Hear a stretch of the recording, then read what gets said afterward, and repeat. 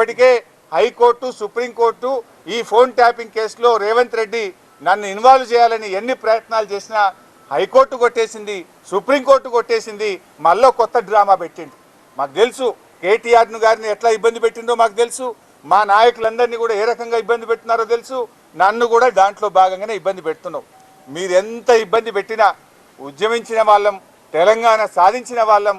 ఈ తెలంగాణ ప్రజలకు అన్యాయం జరిగితే మేము ఊరుకోము. ఈ తెలంగాణ ప్రజల పక్షాన నిన్ను ప్రశ్నిస్తూనే ఉంటాం.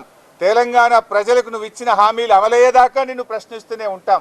మీ అవినీతి కుంభకోణాలు బయట పెడుతూనే ఉంటాం. నిన్ను వదిలిపెట్టే ప్రశ్నే లేదు. మాకు తెలుసు రేవంత్ రెడ్డి 3 రోజుల కిందనే ఈ స్క్రిప్ట్ వేసిపోయిండు. ఆయన వరుసగా నోటీసులు ఇవ్వాలని, ఆయన స్విట్జర్లాండ్లో, ఆయన అమెరికాలో తిరిగొచ్చేదాకా ఈ సినిమా నడపాలి, ఈ నోటీసులు ఇవ్వాలి, వరుసగా నోటీసులు ఇవ్వాలి, రాజకీయాలు ఆయన ఉంటలేడు కనుక దీని చుట్టూ తిప్పాలి. బీఆర్ఎస్ నాయకులందరూ మున్సిపల్ ఎన్నికల మీద దృష్టి పెట్టకుండా అటెన్షన్ డైవర్షన్.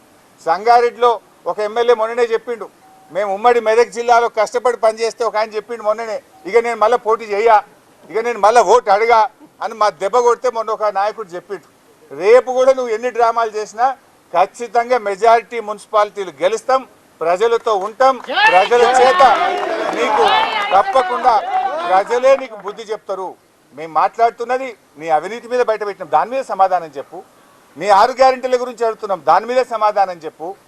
లేని సంబంధం లేని కేసుల్లో మమ్మల్ని పిలిచి ఈ డ్రామా ఆడుతున్నావు, ఆడు ఎంతకాలం ఆడతావో. నీకు సమయం దగ్గర పడ్డది, ప్రజలే నీకు తగిన గుణపాఠం చెప్తారు. తప్పకుండా మేము న్యాయపరంగా ఎలాంటి అవకాశాలు ఉన్నాయో న్యాయపరంగానే ఈ కేసును మేము ఎదుర్కొంటాం. థాంక్యూ.